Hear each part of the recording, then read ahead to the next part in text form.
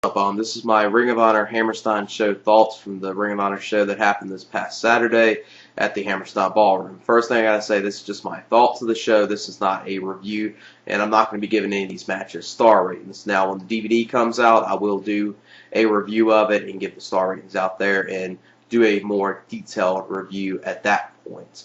The first matchup was Roderick Strong versus Erick Stevens versus Shiozaki for the FIP heavyweight title.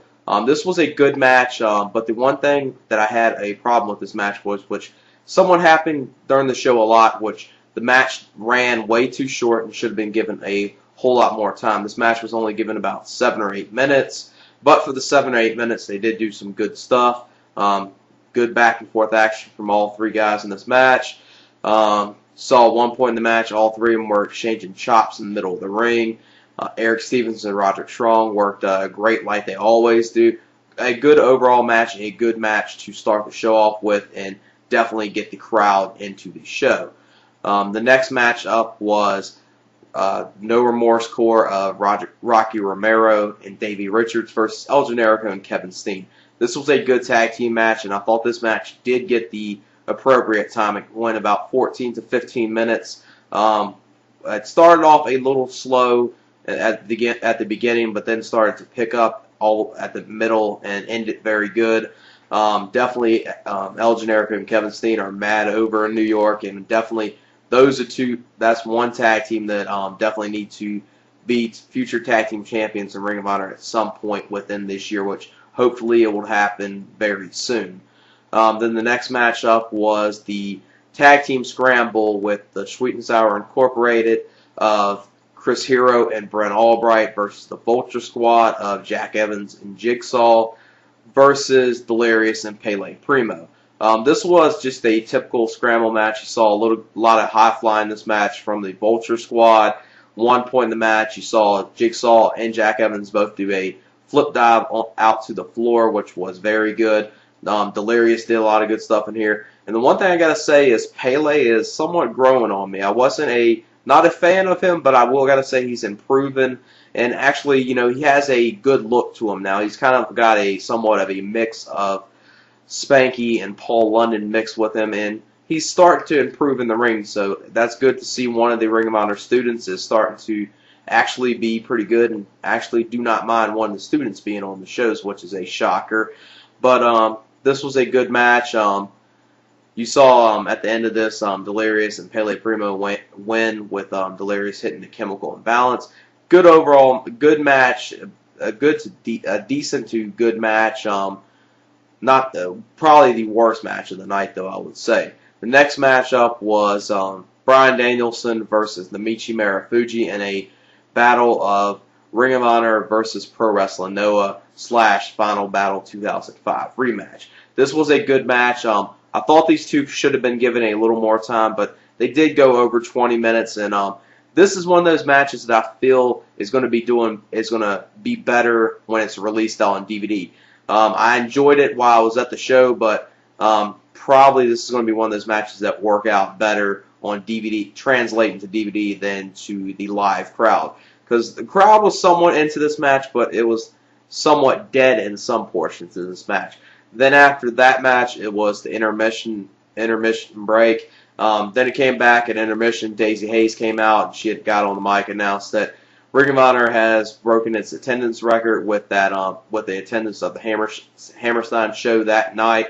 Then after that, Delirious came out there, and this was basically the follow-up of Delirious trying to get Daisy Hayes to go out with him. He basically did something asking her for a date. One thing I gotta say, it's a little cheesy, this thing with Delirious and Daisy Hayes, but I gotta say, if anyone can pull off, you know, like a comical thing like this and make it work good other than Colt Cabana, it's Delirious. So I know it could run out. I know it could possibly be good if they do it a good way and do it a very comical way. Then you saw Rhett Titus come out, and he tried to, you know, be like the muscular guy, trying to, you know, sway Daisy Hayes that way. So I don't know what this is going to lead to. Well, it was somewhat of a waste of a time to be on the show, but to follow up on Daisy Hayes and Delirious, they had to do something. Then up next was the Battle of the Brawlers between Necro Butcher and Takeshi Morishima.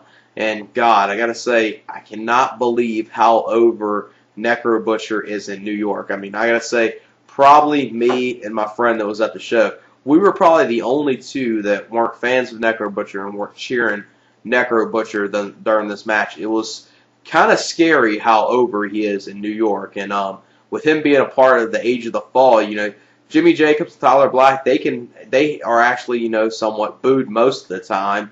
Tyler Black somewhat gets cheered, but overall, them two can generate heel heat. Necro Butcher seems like, I guess he's like one of those guys that is cheered in some places and booed in others, because definitely in New York he is cheered very heavily, and I've noticed this on DVDs, but it's even more of a shocker when you see it live.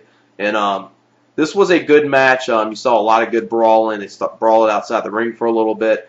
Very good spot to end the match. It was a little short. This was another match that should have went longer. It was maybe 9 to 10 minutes. I thought this should have been given a little more time, possibly a little over 15 minutes. But for the time they were given, it was still pretty good. But like most of this show, the matches ran way too short.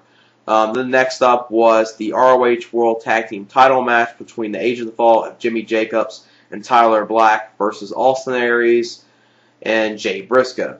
This was a good match. You saw a lot of good stuff between Jimmy Jacobs and Austin Aries. Jay Briscoe did a lot of good stuff in here. You saw a very, very sick table spot during this match. The match ends with Austin Aries Jay Briscoe hitting the Spike J Driller with Austin Aries helping him, and Austin Aries and Jay Briscoe keep a hold of the tag team titles. But during this match, Jay Briscoe was bleeding buckets of blood, and during the match, Jimmy Jacobs got the blood, put it over his hands, kind of like basically saying, you know, the blood's on my hands, and he, after the match, did something where the Age of the Fall attack Austin Aries, and that's the end of that part. But after this, I guess last night or early this Monday morning, it was announced that Jay Briscoe has decided to vacate the tag team titles, and don't know what this is going to run to. It's going to have a tournament coming up on the Ring of Honor show that's going to be in Hartford, Connecticut, coming on June 6th. And yeah, one other part of this match, which I kind of saw it coming, but it was still great to see, which was Mark Briscoe running out there, and actually on a injured arm, he still was able to get up and hit the Doomsday device on him. So that was very good. A good overall tag team match, and a match I really enjoyed. Yeah, it got pretty much the time I thought it would, and was very good I thought. Then the main event was the ROH World Heavyweight title match between Nigel McGuinness and Claudio Castagnoli. I really, really enjoyed this match. This will be the one match that, if any of you do purchase this DVD, this is the one match that you will love on this show. I really thought this match was very good. They worked very good with each other. You saw a lot of good stuff within this match. This is one of the matches that I can't wait for the DVD to come out, because I enjoyed it that much. Possibly it could be a match of the year contender. I would say probably, if I had to give it a star rating, even though this was just a live thing, and some of these matches might be better or might be worse on DVD, but from being there live, I really enjoyed this match and thought it was at least a little over a 4-star match, and I definitely enjoyed it a lot. Nigel generated a lot of heel heat here. Great in New York. Claudio was, for the most part, cheered. There were portions of Nigel chants. Seemed like just me and a few other people were actually there to, you know, cheer for Nigel. And, you know, Nigel is doing a great job of being a heel. I gotta say, you know, back when he first turned a heel back in February, a full heel at least, I didn't think this will work out great, but the promos he's been doing and the way he's been generating heel heat, he has been doing a great job as a heel, and definitely like to see him hold on to this title for a pretty good amount of time, possibly, you know, past the 1-year mark, which will be in October. This match was very good. You heard it was basically most of the crowd. I would say about 80 to 20% were probably Claudio to Nigel fans there. So Nigel basically pretty much got the John Cena treatment in here, but not to a full extent though. But really enjoyed this match. Overall, I would say I really enjoyed this show. The only problem I had with this match, like I said, was some of these matches ended way too short. Some of the matches, the endings weren't the greatest. They came out. Some of the match endings came out of nowhere, but still a very good match. And it's been announced that at the next show, which is going to be their second time in the Hammerstein Ballroom, which is on August 2nd, that they are going to be booking the Motor City Machine Guns, and they're going to be working the Hammerstein show and the night before on August 1st in Virginia. So definitely those are two shows to look out for, and definitely can't wait to see what the Motor City Machine Guns are going to do this time in Ring of Honor. Possibly, if Mark Briscoe's cleared at that point, possibly a Briscoes versus the Motor City Machine Guns, since now it's a 1-to-1 affair, and do a more detailed review at that point. The first matchup was Roderick Strong versus Erick Stevens versus Go Shiozaki for the FIP heavyweight title. This was a good match, but the one thing that I had a problem with this match was, which point in the match, all three of them were exchanging chops in the middle of the ring. Erick Stevens and Roderick Strong worked great like they always do. A good overall match, a good match to start the show off with, and definitely get the crowd into the show. The next match up was No Remorse.